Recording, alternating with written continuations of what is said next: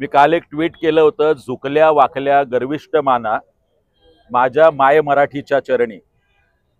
आणि आत्तापर्यंत होतं, दिल्लीचंही तख्त राखितो, मात्र दिल्लीचंही तख्त झुकवितो महाराष्ट्र माझा.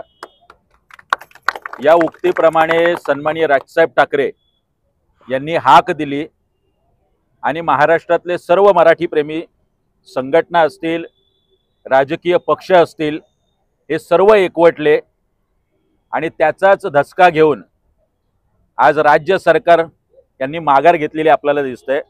या महाराष्ट्राच्या आणि मराठी माणसाच्या एकजुटीचा आणि मराठी माणसाच्या ताकदीचा काय परिणाम असतो हे संयुक्त महाराष्ट्राच्या लढ्याच्या नंतर महाराष्ट्राने आणि मराठी माणसाने आणि माजलेल्या सत्ताधाऱ्यांनी अनुभवलेला आहे. नरेंद्र जाधवांची समिती जरी नेमलेली असली तरी सुद्धा परत हा प्रयत्न झाला तर अशाच पद्धतीची एकजूट महाराष्ट्र आणि मराठी माणूस नक्की दाखवेल.